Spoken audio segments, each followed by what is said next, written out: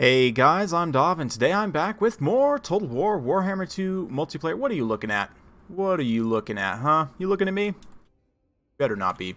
Anyway, Sigvald and his friend here are going to be leading the Warriors of Chaos up against the Tomb Kings, fighting my good friend Styx here, so let's get to my build quickly here. We've got Sigvald with his friend leading the Mirror Guard. Lore of Metal decided to go metal instead of fire here, a bit against the grain, but we'll talk more about why in just a second. We've got Chaos Warriors, Aspiring Champs in the front line, some Horse Masters, one unit of Power Sword Chaos Knights, more Warriors, and some Horsemen as well. And you saw already on that opening shot, we've got a wild Casket of Souls. Those of you who haven't heard and didn't catch the stream over the weekend, Caskets are very good now, and Casket with his screaming memes going to be on the backside of this slope in a very good position from potential counter-artillery fire from something like a Bolt Thrower, but of course Chaos doesn't have that. He's also got a couple of Ushabti Great Bows here, some melee Ushabti, Sepulchral Stalker ROR, Necropolis Knights, some Skeleton Warriors, King Nikesh's Legion. And yeah, just real quickly, because Styx, I know you're probably going to be watching this, I want to give you some direct feedback just about this deployment right here. I really like this deployment with Kotep kind of on the backside of this hill, because, you know, typically people tend to rush up the hill, and you've got kind of a position on this back slope here where you could kind of countercharge and fight right here. But I would say with these two Ushabti Great Bows, you have a really nice ambush set up with these Necropolis Knights. For me, I would put these two Ushabti Great Bows both right here in between these two forests, and you also have these Ushabti hidden right here, so you could potentially try and draw some of my units in to get on these Ushabti Great Bows, like, oh, they're all exposed over here alone, but then just kidding, I have these two units hidden in the forest right here, right? So I like this setup just about, except these Ushabti Great Bows right here are in the wrong position, but other than that, really good stuff. We'll see how it goes for him. The screaming meme's definitely going to be raining down. And yeah, Sigvald here. The reason I bring Sigvald plus the champ, and you can see the Mirror Guard getting pounded by those screaming memes plus the Chosen of the Gods. So pretty tough stuff. But basically, the Tomb Kings don't have the best targets for killing tanky single entity characters on foot. Now that they've been reworked to mostly be what they should be. I'm not going to say infantry characters and foot characters in general are like totally what they should be and totally overpowered, but interestingly enough, I think Tomb Kings don't have the best tools for dealing with them. So yeah, these Chaos Warriors going to get in here on the counter charge. Exalted Hero and Sigvald just grinding through those Skeleton Spears, no problem. You can see we're pushing up and around the side here with these Horse Masters and the Power Swords. Going to be trying to get into this back line here, but it looks like Barona's Time Warp juicing up those Ushabti, and the Skeleton Spears, of course, won't do a whole lot, but those Ushabti in particular are going to be doing some really nice damage. You can see my advance over here is getting broken up pretty nicely by the range fire and everything, and I'm just kiting away here with these Necropolis Knights, trying to get them, you know, just out of position here, so they're not going to be effective in the battle. These Chaos Marauders, forgotten by me for the time being, but that's fine. We'll need them later, I'm sure. The Chaos Sorcerer here, just providing that Overcast Plague of Rust on these constructs, so that way I don't need to necessarily invest in bringing armor-piercing troops, because they do cost a little bit extra.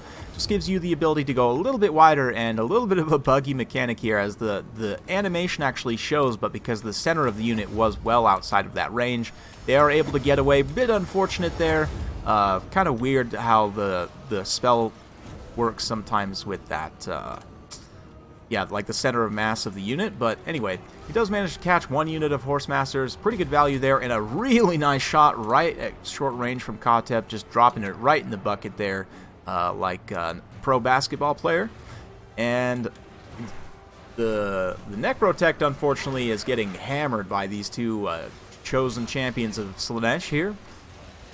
Definitely going to be able to cut through all the Skeleton Warriors with ease, and the only units that really can threaten these two in terms of damage are the Ushabti, and you can see the Exalted Hero did take a bit of damage from the Ushabti, but especially with these two together, and now we're going to come in with a rear charge with the Power Swords, try and get rid of them and just crumble them away real quick. We should be relatively safe, but we do still have these Sepulchral Stalkers here providing some nice counterfire on the Horse Masters.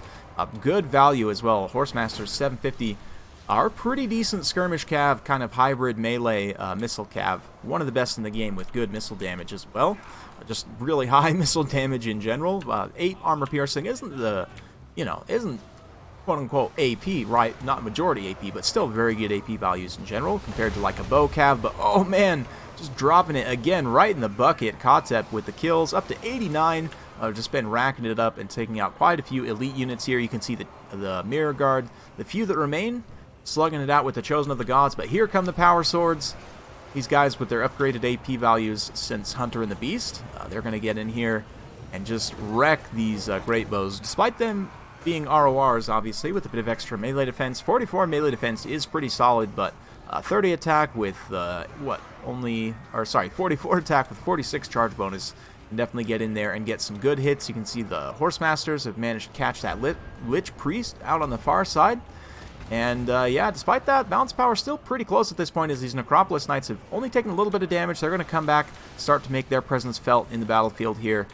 Meanwhile, the Exalted Hero and Sigvald just crushing their way through the horde of skeletons, inching their way ever closer, you know, just step by step taking a swing, stepping over the broken bones of these skeletons and slowly making their way over to the meme lord himself on his DJ setup there.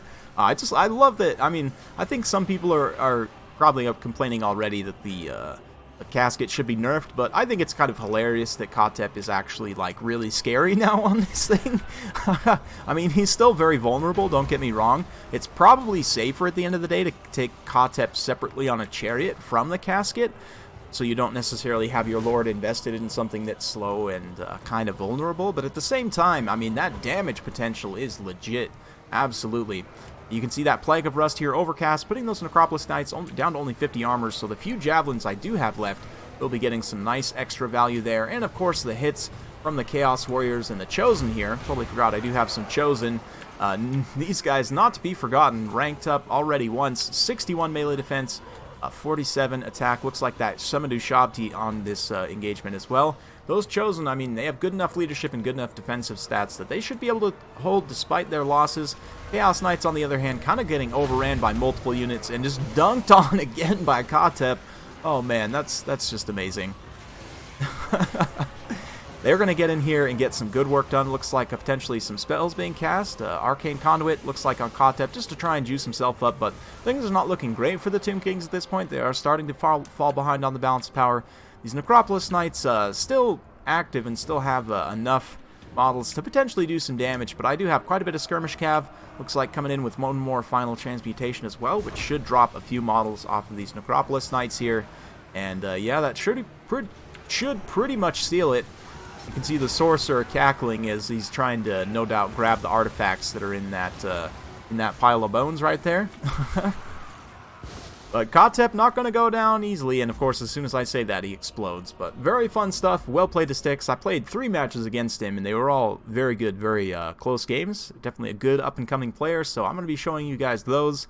And yeah, as far as this one goes, the casket, I always continues to surprise me. Despite even after casting that tournament over the weekend, it still was kind of surprising for me to get punched in the face by that thing. But yeah, definitely very legit. Cool to see that it's usable now for the Tomb Kings. Maybe should be limited to 1 in tournament play. There has been some discussion about that already. But fun stuff nonetheless. You can see though, Sigvald and the Exalted Hero just crushing through the skeleton line there. And obviously, like Cetron the Kitty or some other, you know, like they get isolated by like double scorpions or something, they are going to go down to that. But just in general, those tanky foot characters are a bit of a problem for the Tomb Kings. So, I mean, obviously like Gotrek and Felix, Vlad, you've got Skarsnik can be decent here as well, although he is a little bit vulnerable, obviously, as he doesn't have straight up regeneration. But Malice, I think, also has kind of that same archetype going for him in some senses. And just in general, that kind of tanky foot slash horse, I guess, sometimes, although being on a horse does make you vulnerable to anti-large and a bigger target, so that's one of the reasons why Footlords are so good here, is because, again, small targets, hard to hit, and yeah, they don't count as large, so they're not going to be subject to like the Necrosphinx or Overcast Cursed Blades. But regardless, very fun stuff. 2 sticks, hopefully you guys, yeah, well played to sticks. Fun stuff in general. Hopefully you guys enjoyed watching. If you do like this sort of content, be sure to like, subscribe, hit that bell notification button. I've got more guide content coming soon, so I've just been, you know, trying to rack up games recently. Got a few community casts, games with members of the community as well, so should be stocked up on replays while I work on those guides. And yeah, we'll see you guys later.